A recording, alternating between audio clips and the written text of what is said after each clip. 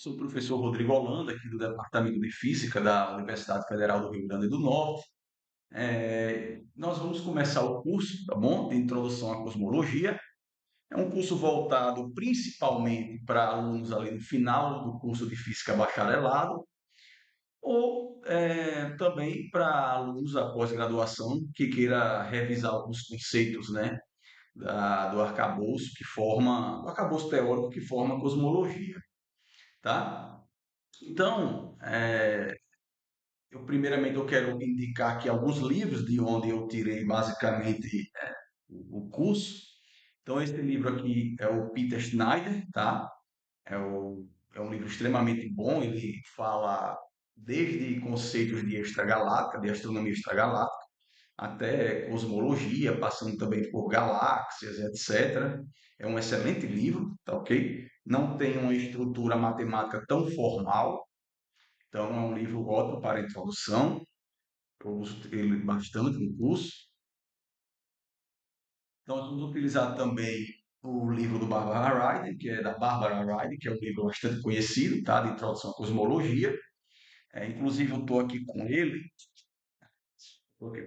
e nós vamos abordar principalmente dele os capítulos 4 em diante. E basicamente, pessoal, a gente vai discutir ah, a sequência que tem aqui, que é basicamente a sequência padrão de um curso de cosmologia, seja da pós ou de introdução à cosmologia. A gente vai falar de uma breve introdução à relatividade geral, tá? Uma breve introdução. Nós vamos discutir a métrica de Friedmann-Robertson-Walker. Não vamos deduzi-la rigorosamente, porque precisa de relatividade geral, uma vez que a métrica de Friedmann-Robertson-Walker ela é uma solução das equações de Einstein para um meio, né? Quando você supõe que você tem o seu meio homogêneo isotrópico, tá? Posteriormente, nós vamos obter as equações de Friedmann, vamos discutir a dinâmica cósmica, vamos mostrar, vamos discutir como são inferidos alguns parâmetros cosmológicos, certo? Fundamentais, e aí a gente vai discutir matéria escura, energia escura. Posteriormente, nós vamos entrar na radiação cósmica de fundo, onde vamos discutir alguns aspectos qualitativos e, na medida do possível, também quantitativos, né, da radiação cósmica de fundo. Nós vamos discutir nucleossíntese primordial, a inflação e a formação de estruturas. Agora, muita coisa eu vou adicionar, tá, em relação a esse livro aí, mas eu proponho esse livro para vocês como um guia básico, tá? Mas reforçando que esse também aqui é um livro excelente e esse também é outro livro excelente, tá certo? Para a pessoa entender um pouco mais de cosmologia observacional. Mas várias coisas que tem nesse livro, nesses livros, nós vamos discutir aqui no curso, tá ok? E como eu falei, eu vou adicionar mais coisas. E por fim também tem esse livro aqui, tá? Que é uma introdução a medidas de distâncias em astronomia. E também no decorrer do curso eu vou mostrar alguns papers, né, de revisão, papers importantes que eu acho na área, lá mais para frente, para vocês irem estudar também, tá certo? E se familiarizar com o que é pesquisado hoje em dia na área de cosmologia. Então, espero que vocês gostem bastante do curso. Esse é um curso que é a primeira vez depois de 20 anos que está sendo dado aqui na UFRN, então eu espero que eu faça algo é, realmente proveitoso para vocês. Então, pessoal, basicamente, a gente sabe que a astronomia ela é um nome geral, né, dado para um ramo do conhecimento que envolve basicamente o estudo do cosmos, né, utilizando física, matemática, química, estatística.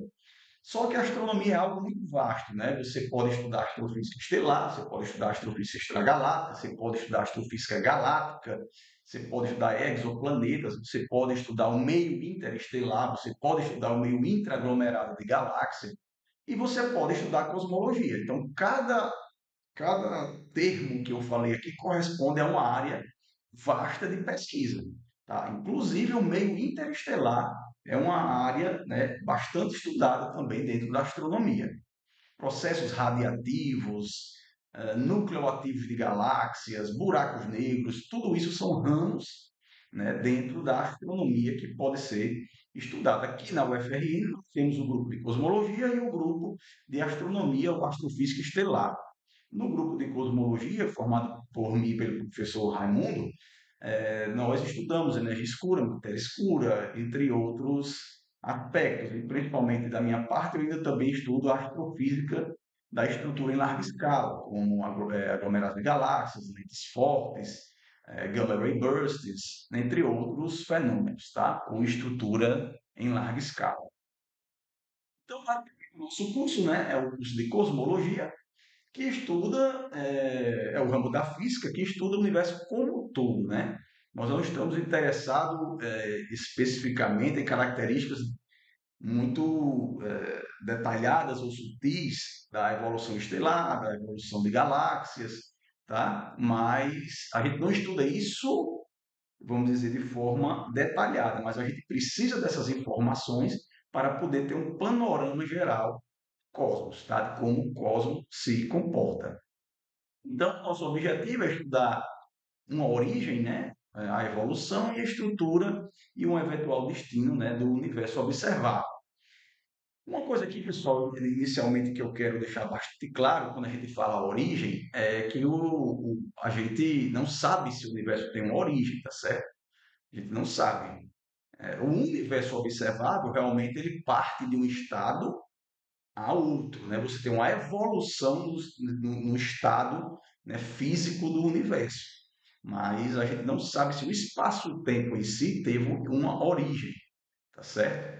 Então a gente já considera, a gente vai ver, a gente já considera um passado extremamente longínquo, onde a gente já considera o espaço-tempo existindo, preenchido por um certo campo escalar que a gente denomina inflaton, e daí começa a explicação da evolução do universo observável, tá?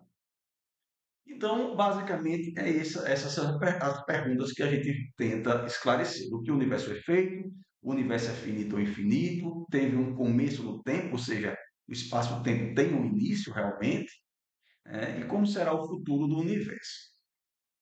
Então, a gente sabe que o universo é composto, né, por uma vaga gama de estruturas, como os planetas que orbitam as estrelas que formam as galáxias que estão agrupadas em aglomerados e os aglomerados de galáxias que estão agrupados em superaglomerados de galáxias. E a gente vai, na medida do possível, durante o curso, falar também sobre galáxias e aglomerados de galáxias, suas propriedades e as teorias básicas, tá, pessoal?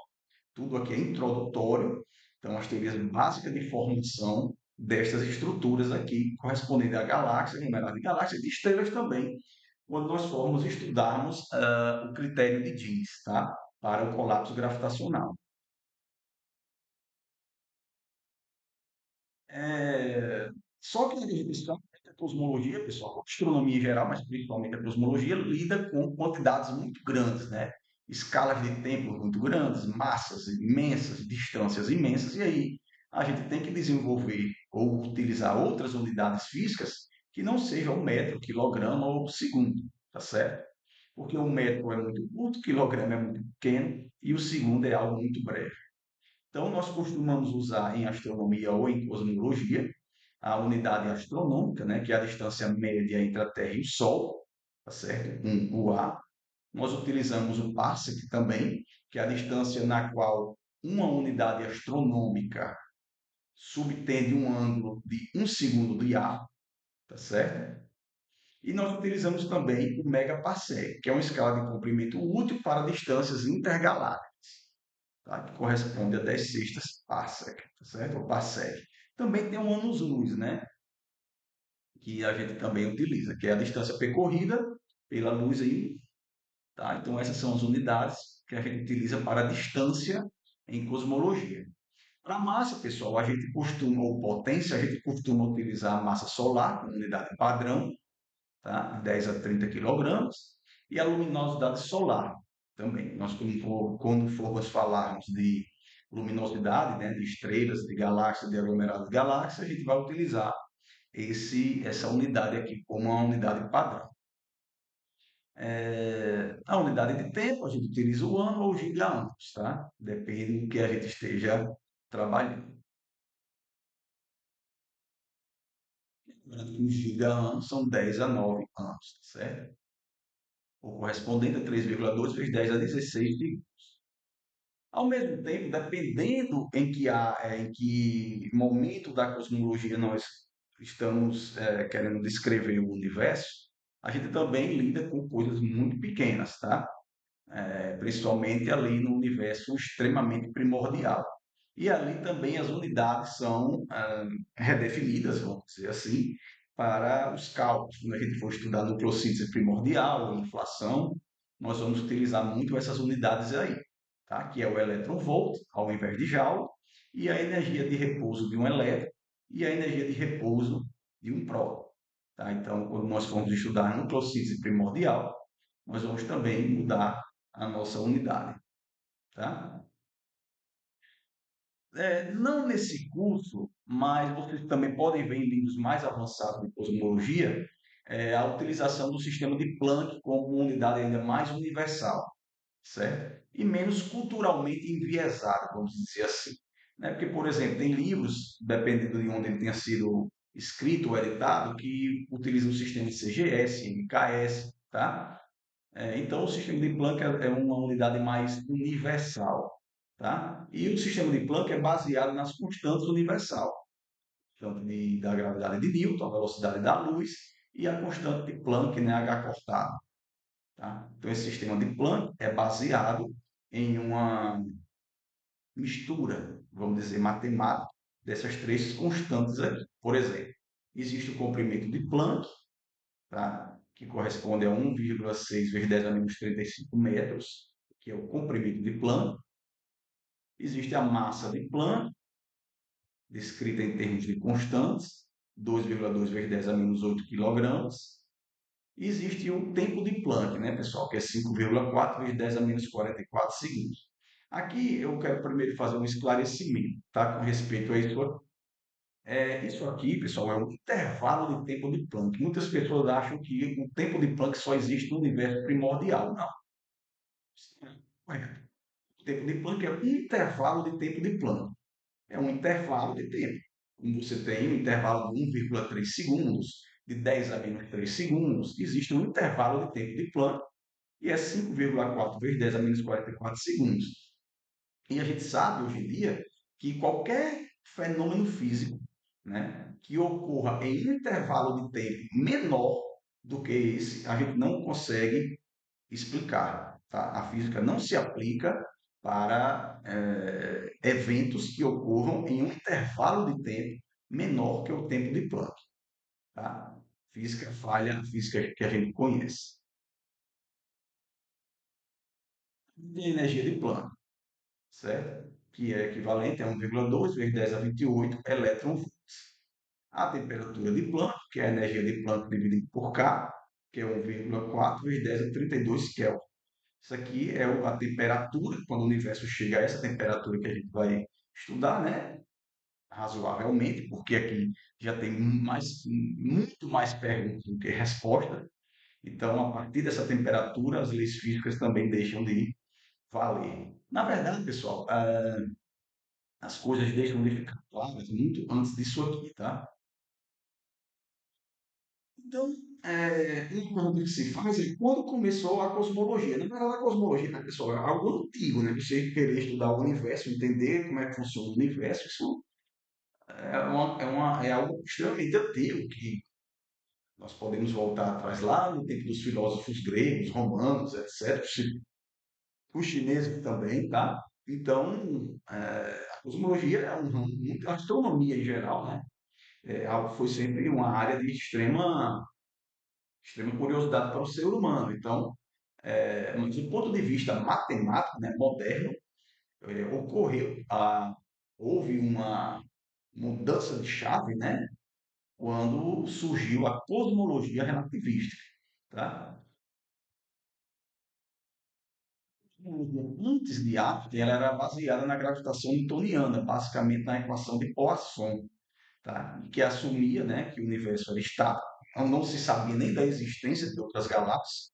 A existência de outras galáxias só veio ser corroborada há cerca de 100 anos atrás. Então, a cosmologia que basicamente se limitava a estudar aqui a os movimentos dos astros aqui próximos, né? Planetas, estrelas, tá? E a gente sabe que o céu era dividido, a física, né? Era dividida em dois, né? A física terrestre e a física espacial, né? Newton que unificou tudo isso. É,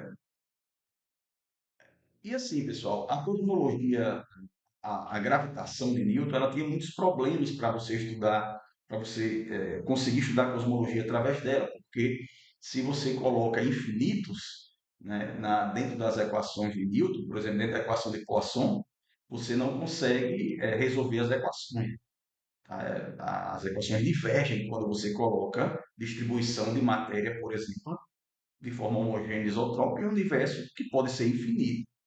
Tá? A minha dissertação de mestrado foi em cima disso. Quem quiser ler um pouco mais sobre isso, é só procurar no Google, Rodrigo Fernandes Lira de Holanda, e procurar dissertação de mestrado, tá certo?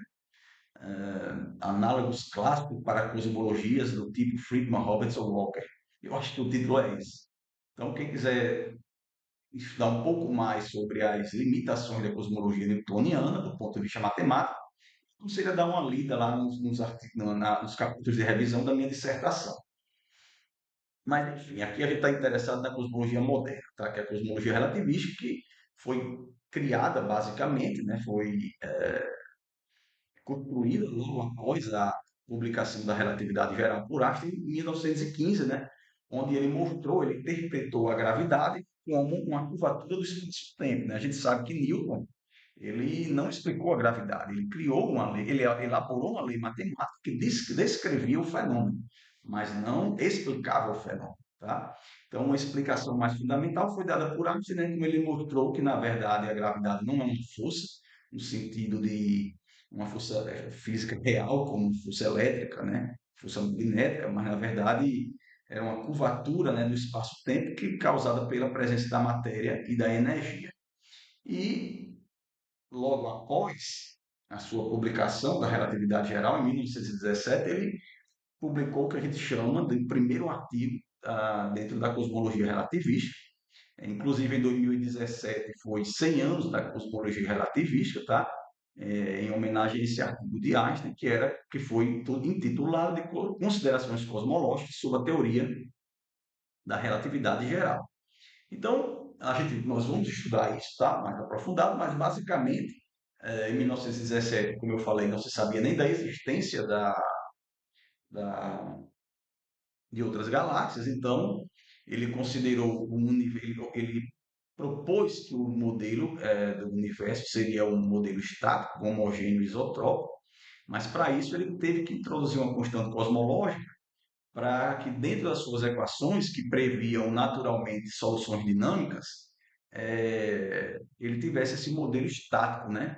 Na verdade, pessoal, Einstein ele deixou de ser o primeiro a propor, né, dentro das suas equações, a possibilidade de você ter um universo dinâmico, tá? Ou seja, cuja as propriedades, né, evoluiriam com o tempo, tá?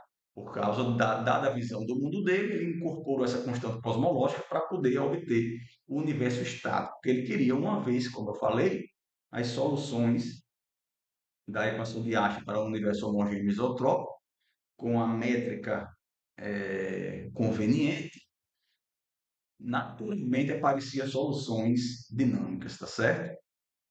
Então, como eu coloco aí, o modelo refletia a visão predominantemente da época, que era o universo eterno e imutável. Já em 1922, Alexander Friedman, de posse das equações de Einstein, né, ele deriva as equações que descrevem o universo homogêneo isotrópico e em expansão ou contração. Então, ele pegou as equações de Einstein e mostrou que, explicitamente, né, que ele publicou, tá certo? Que você tem, dentro das equações de Einstein, a possibilidade de um universo dinâmico, certo? Então, ele, em 1922 e 24, salvo engano, ele publica dois artigos onde ele estuda a dinâmica do universo, considerando curvatura no espaço-tempo, curvatura positiva e curvatura negativa, que a gente vai também estudar um pouco mais para frente, tá? Outra grande contribuição foi dada por Georges Lemaitre, tá? Que ele propôs, independentemente de Friedman e tal, também um universo em expansão e ele já sugeriu que a gente poderia ter um universo não só teoricamente em expansão, mas também ele sugeriu que poderia também o universo não só matematicamente em expansão, mas que ele de fato poderia estar expandindo devido a alguns registros que já eram observados, tá? Mas ele não tinha, pessoal, tecnologia para propor isso, tá? Ele era até inclusive, né, um sacerdote, mas ele sempre deixou claro, tá certo? Que a visão dele, ele nunca misturou religião com, com física, né? Na verdade, ele dizia que tudo que ele descobria na física não deveria ser utilizado para corroborar qualquer dogma religioso, tá? Isso aí ele deixou muito escrito, tá? Ele enfatizou muito isso. Então, ele publicou um trabalho, tá? Aqui por volta de 27, cujo título era Um Universo Homogêneo de Massa Constante e Raio Crescente, explicando a velocidade radial das nebulosas extragalácticas. Tá? Porque na época dele já tinha medidas de redshifts mostrando que as nebulosas, ou seja, que eram na verdade galáxias, já tinham sido descobertas em 1923 por Edwin Hubble, né, que existiam outras galáxias. Edwin Hubble foi o cara também que descobriu a existência de outras galáxias. Então já se tinha algumas medidas, tá, pessoal, de que as galáxias poderiam estar se afastando da gente. Porém, outras também mostravam estar se aproximando. Isso veio a ser, ter como é que eu posso dizer, o fechamento, né, do debate foi feito por Edwin Hubble novamente, né? Edwin Hubble foi um grande contribuinte para a astronomia do século passado, talvez o maior, né, astrônomo observacional. Ele mostrou que em 1929, utilizando um equipamento extremamente potente para a época, lá no Monte Wilson, que na verdade realmente a gente tem uma tendência das galáxias estarem se afastando da gente com uma velocidade que é proporcional à sua distância, tá? Essa descoberta, conhecida como a lei de Hubble, e corroborou as previsões feitas pelos modelos de Friedman, que falei anteriormente, e pelas proposições de Lemaitre também, tá certo? Corroborou. Por isso que essa lei, hoje em dia, ela é chamada de Lei de Hubble-Lemaitre, tá? Porque Lemaitre, dentro do conhecimento que ele tinha, das observações, que eram poucas ainda, ele propôs que o universo poderia sim estar se expandindo, baseado tanto nas equações de Einstein quanto nas observações que ele tinha. Porém, isso só veio ser realmente, é, essa discussão só veio acabar com Edwin Hubble devido às observações muito mais precisas que ele conseguiu. Tá? Então, a partir dessas observações de Edwin Hubble, o conceito de universo dinâmico e em expansão tornou-se amplamente aceito na comunidade científica. Também tem um livro, pessoal, deixa eu ver se tem ele aqui. Não, mas em outro momento eu falo dele para vocês, tá? Que é um livro extremamente interessante sobre como a teoria do Big Bang se desenvolveu nos últimos 100 anos, tá? Então, pessoal, quando Einstein ele publicou o seu primeiro trabalho em 1917, ele já utilizou uma hipótese para poder simplificar o desenvolvimento de suas equações para descrever o universo, que era a hipótese de isotropia e homogeneidade. Tá? Óbvio que isso foi uma hipótese na época e depois, com o tempo, tá? Isso foi sendo corroborado pelas observações. Embora, pessoal, cada vez mais o pessoal vem estudando essas hipóteses, tá certo? De isotropia e homogeneidade. Homogeneidade, tá bom? ela foi sendo aceita ao longo do tempo, à medida que as observações foram mostrando isso, tá? Que você não tem distribuição de matéria em locais ou direções privilegiadas do universo, mas isso é um assunto ainda hoje em dia que é bastante explorado, certo? Então, basicamente, a ideia do princípio cosmológico é a ideia de isotropia e homogeneidade. A isotropia, o universo não possui direções preferenciais, ou seja, ele parece o mesmo em todas as direções, e a homogeneidade significa que não há local preferencial, tá, no universo. Essa propriedade, na verdade, são válidas apenas a partir de grandes escalas, tá? Ou seja, de 100 megaparsec para cima, na verdade. Eu diria, pessoal, até acima de, hoje em dia, acima de 150 megaparsec, tá? Quando você pega uma região cujo raio ou diâmetro é de 150 megaparsec, o contraste de densidade daquela região, da massa daquela região com a massa cósmica, o contraste já é muito pequeno, certo? Então, por exemplo, né, nós temos aqui situações onde não há uma homogeneidade, né, claramente. Não há homogeneidade de distribuição de matéria quando você tem 3 metros, mesmo quando você tem 3 unidades astronômicas, mesmo quando você tem 3 megaparsec, né? Você não tem uma distribuição homogênea de matéria. Mas quando você chega, por exemplo, a 200 megaparsec, você faz a distribuição de matéria ao redor da Terra, você não tem contraste de densidade muito maior do que a densidade média do universo. Tá? Quando você pega a densidade média do universo e você pega a densidade, por exemplo, do sistema solar, aí você vai ver que a densidade do sistema solar é bem diferente da densidade de matéria média do universo. Mas a partir de uma certa escala, a densidade de matéria, energia naquela escala já corresponde, basicamente, à densidade de matéria e energia média de todo o universo observável. Então, a partir daquela escala, a gente diz que o universo já é homogêneo e isotrópico, e isso corresponde a cerca de 200 megaparsec. Tá? Se o universo é homogêneo e isotrópico, a sua expansão também tem que ser homogênea e isotrópica. Tá? Porque senão você tira, se a expansão do universo ela não for homogênea e isotrópica, você vai acabar com a homogeneidade e isotropia dele, certo? Se você tiver direções privilegiadas para a expansão.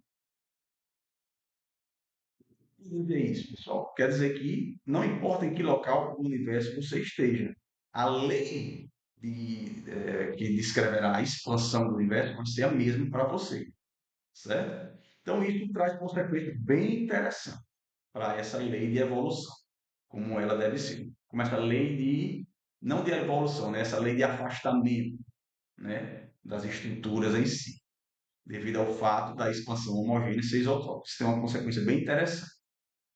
Então, ó, vamos considerar, por exemplo, eu tenho 3 pontos e em cada ponto desse eu tenho uma galáxia, certo? Então, ó, eu coloquei aqui, ó, consideremos 3 galáxias nas posições R1, R2 e R3. Então, elas vão definir, pessoal, um triângulo cujos lados têm o comprimento que eu estou definindo aqui, tá? R12, R23 e R31. Quem seria R12? Seria o módulo de R1 menos R2. Aqui seria o vetor posição de R1 que o vetor posição de R2. R23 seria quem? O módulo de R12 menos R3. E R31 seria o módulo de R3 menos R1. Tá? Então, esses 3 comprimentos aqui formam um ângulo, né? Formam um triângulo, certo? Esse triângulo aqui, ele vai ter seus ângulos definidos em um certo tempo, tá? Que é a lei de Hubble, tá? Eu vou trocar isso aqui. Então, a expansão homogênea isotrópica significa que a forma do triângulo tem que ser preservado enquanto as galáxias se afastam uma das outras. Ou seja, se esses ângulos aqui eles não podem mudar enquanto essas galáxias estão se afastando uma das outras. Tá? Por quê, pessoal? Porque a expansão tem que ser homogênea e isotrópica. Não podem ter uma direção privilegiada para a expansão. Então, como consequência, a forma do triângulo tem que ser preservada se tudo expande de maneira igualitária, tá? Então, se a gente tem os comprimidos R12, R23, R31 em um tempo t0, em um certo tempo t0, em um outro tempo t, aqueles comprimentos têm que estar multiplicados por um fator de escala que seja idêntico, tá? Nas três direções, né? Certo? Para poder você manter, né, a homogeneidade isotropia, ou seja, as três direções aqui, elas vão expandir pelo mesmo fator que a gente chama de fator de escala. Isso aqui é extremamente importante em cosmologia, porque as equações de Friedmann vão nos dizer como é que o fator de escala evolui com o tempo, tá? Como é que as distâncias evoluem com o tempo no universo. Tá? Então, esses três fatores aqui têm que ser iguais para você manter a expansão de forma igual em todas as direções. Convenção, pessoal, vocês vão entender isso mais para frente. A gente diz que o fator de escala no tempo atual é igual a 1. Tá? Esse fator aqui, do fator de escala, ele é adimensional, certo? O, a física vai estar nas coordenadas, certo? Das galáxias, etc. Tá bom? E aí a gente vai estudar mais para frente o que são coordenadas com nuvens, tá? Então, aqui são as distâncias das galáxias em um tempo t0, aqui são as distâncias em um tempo t, e como a expansão não é isotrópica, todas as direções têm que expandir pelo mesmo fator de escala. Tá? Pessoal, se eu derivar isso aqui com relação ao tempo, ó, se eu derivo isso com relação ao tempo, eu vou ter o quê? Ó? Se eu derivo isso aqui com relação ao tempo, eu vou ter V12 é a derivada de R12 com relação ao tempo, mas R12 quem é? É a T R12 no tempo fixo. Então vai ser a ponto R12 no tempo fixo. Mas quem é R12 no tempo fixo? É R12 no tempo T dividido por A de T. Então tá aqui, ó. V de 1 com relação a 2 no tempo T é A ponto sobre A, R12 no tempo T.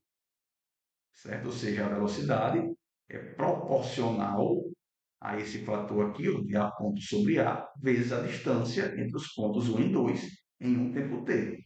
E se você faz isso para todas as distâncias, você vai obter a mesma, obviamente vocês vão obter a mesma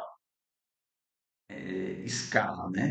O mesmo fator de escala entre distância e velocidade, que a gente chama de constante de Hubble, tá, pessoal? Ou parâmetro de Hubble. Na verdade, aqui a gente está chamando ele de parâmetro de Hubble, que é a ponto sobre A, que a grosso modo mede a taxa de expansão do universo. A constante de Hubble, ou parâmetro de Hubble, ele não mede, essa constante ela não mede a taxa de expansão do universo. A taxa de expansão seria apenas a ponto, tá? A taxa de expansão está ligada, desculpe, o parâmetro de Hubble está ligado à taxa de expansão do universo, com a ponto sobre A, certo? Então a gente vê, pessoal, que o que é que a gente está vendo aqui? Que em uma expansão homogênea isotrópica, tá? Onde todas as direções se expandem da mesma maneira, a lei de Hubble aparece, né, naturalmente, ou seja, a relação entre velocidade e a distância ser relacionada de forma linear através de uma constante, aparece, ou através de um parâmetro, tá? Aparece naturalmente. Por que é que a gente chama às vezes o parâmetro de Hubble constante de Hubble? Parâmetro de Hubble é o valor desse A ponto sobre A, ou dessa taxa de expansão, que eu vou utilizar agora, a partir de agora esse termo, embora eu já tenha explicado que não é exatamente a taxa de expansão. É, o parâmetro de Hubble é o valor da taxa de expansão em um tempo qualquer. E a constante de Hubble é o valor da expansão do universo, da taxa de expansão hoje.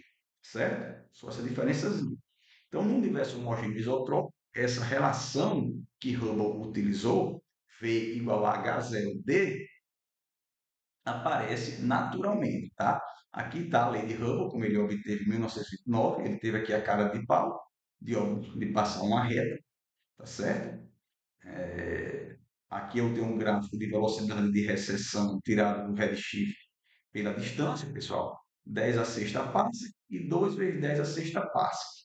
Tá? Então ele verificou, né, ele supôs aqui, ele concluiu que você tinha uma relação linear entre a distância da galáxia e a velocidade de recessão. Tá? E essa proporcionalidade seria dada pelo que ele chamou de constante de Hubble, H0, que mede a taxa de expansão do universo hoje. Só que o que eu acabei de mostrar aqui é que em universo homogêneo isotrópico, essa lei aparece naturalmente se você chamar essa quantidade de A ponto sobre A de parâmetro de Hubble ou de constante de Hubble se você tiver medido este valor hoje. Tá? Aqui, pessoal, já é um diagrama mais moderno da lei de Hubble. Tá? Aqui eu tenho a velocidade pela distância, utilizando explosões de supernovas do tipo 1A. Lá na época de Hubble, ele utilizou galáxias cuja distância até essas galáxias foram medidas utilizando as cefeidas, por isso que ele só conseguiu observar aqui para uma região a nós, próxima a nós.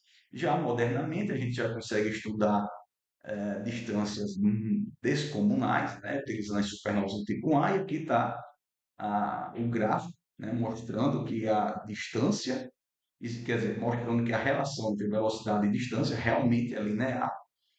Aqui, esse quadradinho aqui foi a distância medida por Hubble, e aqui a gente tem até onde nós conseguimos medir, né, a lei de Hubble, tá? Até cerca de 600 megapascals, certo? E a gente vê que a relação, né, entre velocidade e distância é muito bem obedecida, tá?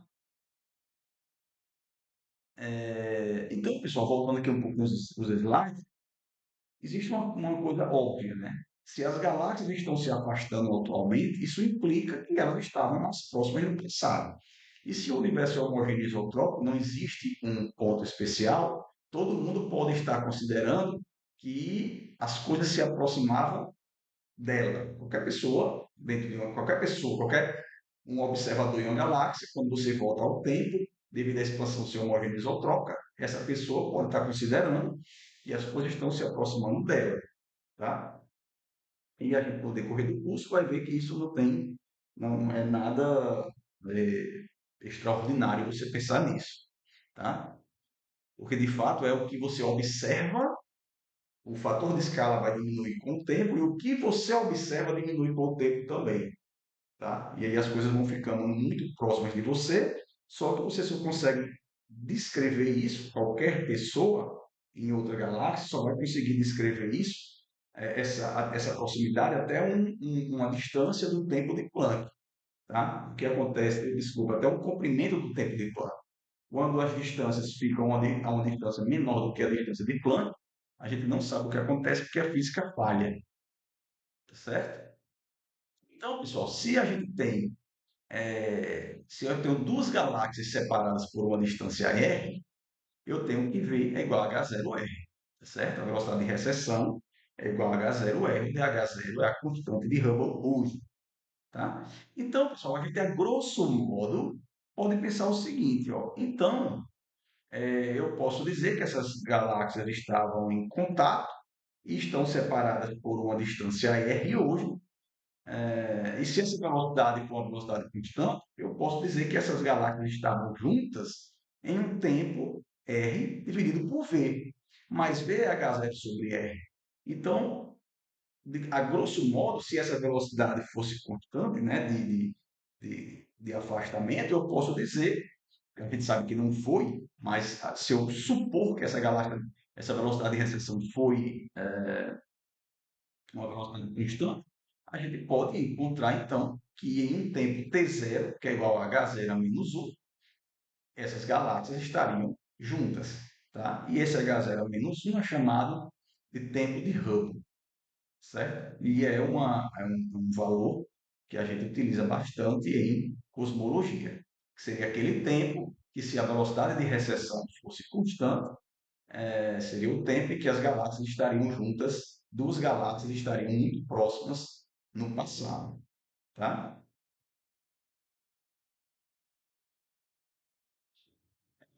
Pessoal, que a constante de Hubble é algo extremamente, é alvo de debate ao longo dos últimos 100 anos. Qual o seu valor? Que a gente viu que a constante de Hubble, ela fornece o tempo de Hubble, que fornece basicamente a idade, né, vamos dizer assim, do universo, porque quando eu falo de idade, parece que o universo teve uma origem, né, pessoal? Como eu falei, a gente não sabe se existe a origem do espaço-tempo. A gente vai ver que o modelo padrão estima a idade para o universo de 3,7 bilhões de anos, mas na verdade essa idade é um tempo que a gente consegue aplicar a nossas leis físicas e estudar a evolução do universo dentro desse período, tá certo? Porque quando chega num intervalo de tempo menor do que o intervalo de tempo de Planck, a gente não sabe o que ocorria com o espaço-tempo, certo? Então, essa constante de Hubble aqui, como ela escala as velocidades, e a gente vai ver que ela escala também as distâncias do universo, escala também a idade do universo, é uma constante de extrema importância e vem sido alvo de debate nos últimos 100 anos, tá? Inicialmente, lá com Hubble, ele pensou que o valor de H0 tinha 600 quilômetros por segundo por megaparsec, tá, pessoal? Por que essa unidade, né? Porque aqui eu tenho, por exemplo, quilômetros por segundo, né? E aqui eu tenho quilômetros, tá? Então, essa unidade aqui, ela tem que ser por segundo, né? Para aqui sobrar quilômetros. Desculpa, aqui eu tenho quilômetros e essa unidade aqui é por segundo, tá? Para desse lado aqui eu ter quilômetros por segundo, tal como aqui. Mas por convenção, você multiplica a distância em cima e embaixo, e aí você obtém um valor da constante de Hubble, de A ponto sobre A, em termos de quilômetros por segundo por megaparsec. Isso é só uma convenção, tá? Para matematicamente ficar mais fácil de manipular equações futuramente. Só que se você vê isso aqui rigorosamente, o H0 ela tem unidade de 1 por segundo, né? De por segundo a menos 1. Mas o que é que esse H0 quer dizer quando a gente escreve ela dessa maneira, essa constante? Aqui quer dizer, por exemplo, se nós temos um valor medido de 600 quilômetros por segundo por megaparsec, quer dizer que a 1 megaparsec, alguma estrutura que esteja a 1 megaparsec de nós, estará se distanciando com uma velocidade de 600 quilômetros por segundo. Um objeto que estivesse a 1.200 megaparsec vai se distanciar da gente com o dobro dessa distância, certo? E assim por diante, certo? Um objeto em 1 megaparsec vai se distanciar da gente com 600 quilômetros por segundo. Um objeto a 2 megaparsec vai se distanciar da gente com uma velocidade de 1.200 quilômetros por segundo, e assim por diante. Só que aí você vê aqui, pessoal, que o valor dessa constante de Hubble, né, ela foi modificando ao longo do tempo. Não que o valor foi modificando, mas a sua medida foi se tornando cada vez mais precisas. Foram vendo que esse valor aqui era irreal, tá certo? Esse valor aqui era irreal, porque quando você iria calcular a idade do universo no que a gente chama modelo de Einstein de Sica, que é o modelo mais simples, que poderia existir ali na década de 30, 32, que a gente vai estudar esse modelo, o universo dava uma idade para o universo de 4 bilhões de anos, tá? Que era uma idade menor do que a idade do universo, da Terra. Então, isso foi até alvo de piada na época, tá? Aí, à medida que as medidas foram melhorando, né, as observações foram melhorando, esse valor de Hz foi diminuindo, tá? A medida efetuada para ele mostrou que, na verdade, essa constante tinha um valor menor, tá? E hoje em dia está em torno de 70. Porém, existe uma tensão muito grande hoje na cosmologia para saber exatamente qual é o valor da constante de Hubble, porque essa constante é extremamente importante em diversos cálculos, como a gente vai ver dentro da cosmologia. Hoje em dia isso é chamado de tensão de Hubble, tá? Mas a gente vai estudar isso um pouco. Essa tensão aqui, eu posso demonstrar ela rapidamente aqui através desse gráfico, porque existem diversas maneiras, pessoal, da gente estimar a constante de Hubble, diversas maneiras. tá? Agora, é óbvio que não importa qual maneira você esteja estimando uma quantidade física, ela vai ter que ter o mesmo valor ou ser estatisticamente compatível utilizando uma técnica ou outra, né? Isso é óbvio. Só que o que você observa, pessoal, é que quando você utiliza métodos locais que a gente chama, ou seja, a gente não precisa utilizar nenhum modelo cosmológico dentro da nossa modelagem para obter a constante de Hubble, só utiliza basicamente observações de supernovas, a gente obtém um valor da constante de Hubble, tá? Que é esse valor aqui, ó. Desculpa, cadê? Ser feito aqui. Que é esse valor aqui, ó. 73, tá? Na verdade, esse gráfico aqui está um pouco desatualizado, pelo que eu estou vendo. Não, tá aqui, pessoal, tá aqui. Então, quando a gente utiliza cefeidas e supernovas, esse gráfico é um pouco antigo, mas a tensão aqui já pode ser mostrada. Ó. Quando a gente utiliza cefeidas ou supernovas, ou seja, isso aqui é uma medida local da constante de Hubble, a gente não precisa de um modelo cosmológico para conseguir inferir o valor dessa constante, o valor nos dá aqui em torno de 73, e aqui está a barra de erro. Porém, quando utilizou-se os dados da radiação cósmica de fundo, né, que não tem nada a ver com cefeidas e supernovas, mas aqui você precisa de um modelo para conseguir um modelo de como o universo evoluiu, que a gente vai estudar como sendo um modelo lambda CDM, quando a gente coloca, quando a gente efetua uma medida da constante de Hubble utilizando a radiação cósmica de fundo, que precisa de um modelo cosmológico escolhido a priori para analisar esses dados, o valor de H0 está completamente incompatível com o valor obtido pelas medidas de Cepheiras e supernova.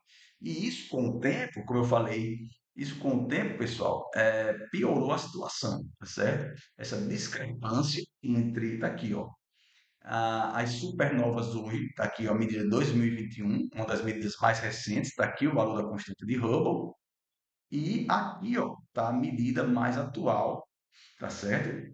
Do satélite Planck, que utiliza a radiação cósmica de fundo e um modelo cosmológico a priori para descrever a evolução do universo. E aí a gente vê que os valores são completamente incompatíveis, né? Um dando o valor de 73,04 mais ou menos 1,04 e o outro dando o valor de 67,66 mais ou menos 0,42. Isso aqui é chamado da tensão na constante de Hubble, ok? Agora, pessoal, da onde veio o surgimento da ideia do Big Bang, né? O que a gente chama de Big Bang quente, ou Hot Big Bang, tá? Eu traduzi para Hot Big Bang, tá? Mas né, da onde surge essa ideia de grande explosão quente, né, de um passado extremamente quente do universo que teria emergido de uma grande explosão e que isso não tem nada a ver com o cenário realmente que descreve a evolução do universo primordial. Tá? O que a gente tem, como eu falei, é que o universo primordial a gente já considera ele, o espaço-tempo preenchido por um campo escalar denominado ínflaton, a uma temperatura realmente altíssima, tá? E que com o tempo, você vai ter a evolução, você vai ter a expansão, que é adiabática. Isso é uma suposição inicialmente, que a expansão é adiabática, ou seja, você não tem troca de calor do universo com nada. Então você vai ter o universo se esfriando, o ínflaton tem um processo chamado de reaquecimento, que de alguma forma deve se acoplar com o campo de Higgs. O campo de Higgs surge ali no fim da inflação, como a gente vai estudar, daí originando as partículas fundamentais, né, as partículas elementares, juntamente com o fóton, que depois vai entrar na era da radiação, na era da matéria, etc. Eu tenho um texto, pessoal, que eu sugiro vocês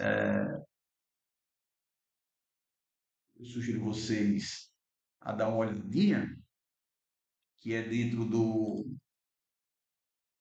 eu não estou conseguindo acessar agora, mas Cosmos, é no Instagram chamado Cosmos UFRN, tá? lá eu tenho um post onde eu coloco o universo surgiu do Big Bang, né? O Big Bang explica a origem do universo, então vocês deem uma olhada lá. A gente vai discutir isso ao longo do curso, mas eu aconselho vocês entrarem no Cosmos UFRN, arroba, né, Cosmos UFRN, e dar uma lida nessa, nesse post, tá? Inicialmente. Mas de onde surgiu essa ideia, né? O que é que sustentou essa ideia, pessoal? Essa ideia foi sustentada pela descoberta de Edwin Hubble, né?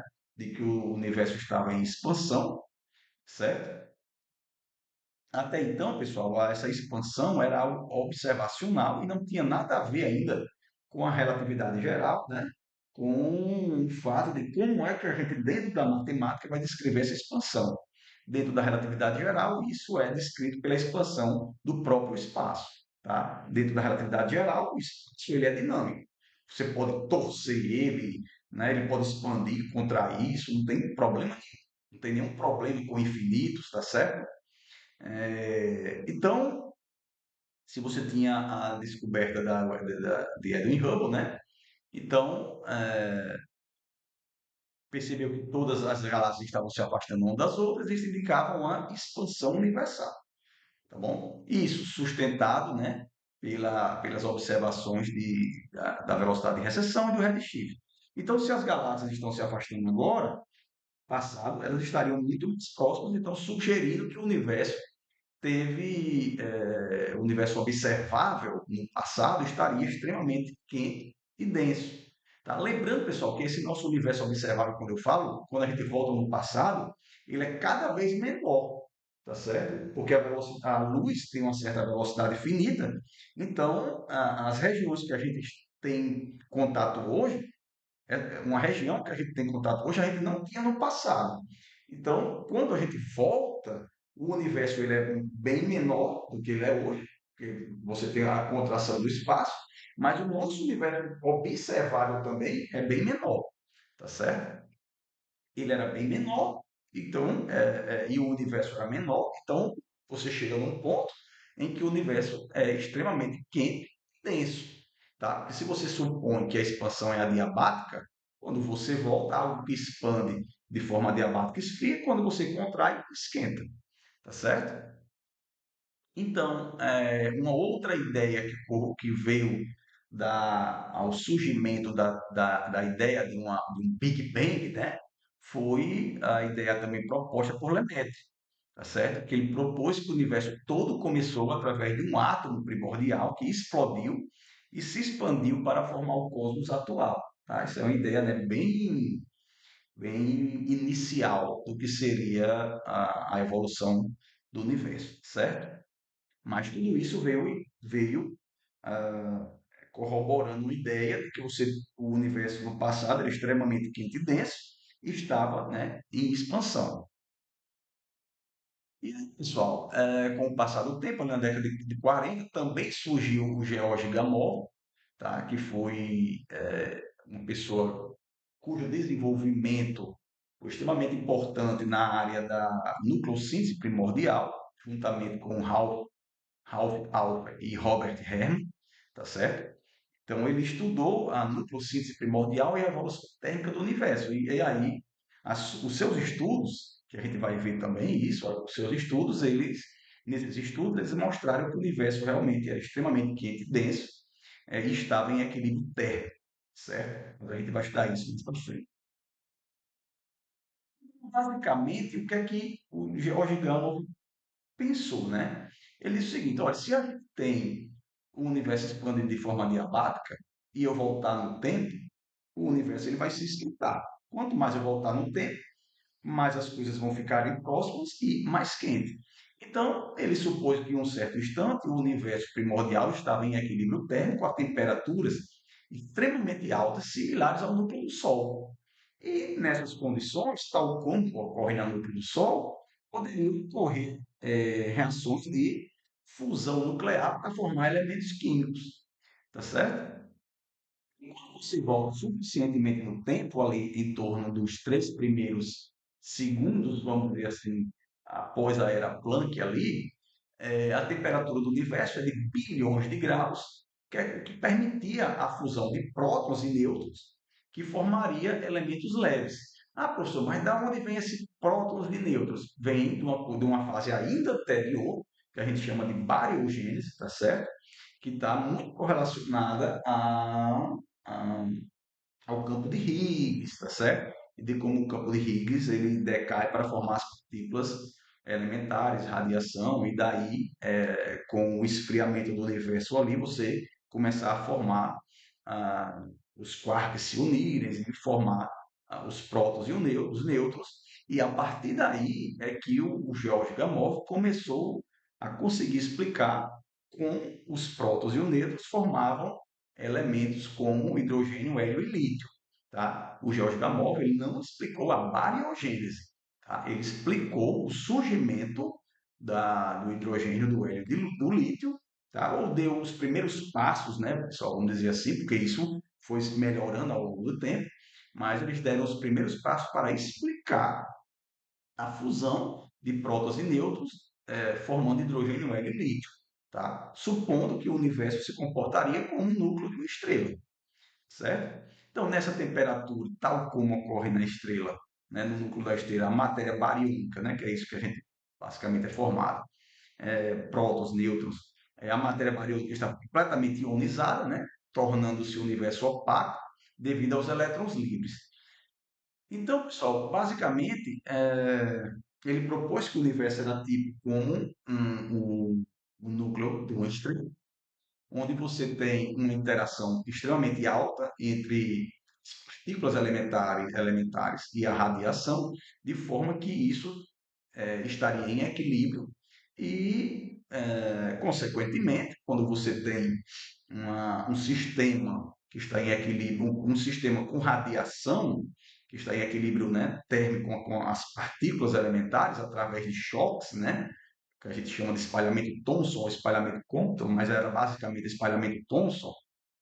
Então, quando você tem essa situação, surge naturalmente uma radiação de corpo negro, né? Porque a gente tem um sistema quente, denso e opaco. Opaco porque os fótons ele eram absorvidos, emitidos, espalhados, absorvidos, emitidos, espalhados e assim por diante, né? A radiação ela não era livre para se espalhar por todo o universo. Então, devido a essa enorme colisão que ocorria, interação, né, entre as partículas elementares e a radiação, isso provocou um sistema em equilíbrio térmico, que, consequentemente, criou uma radiação que seria uma radiação de corpo negro, tá certo?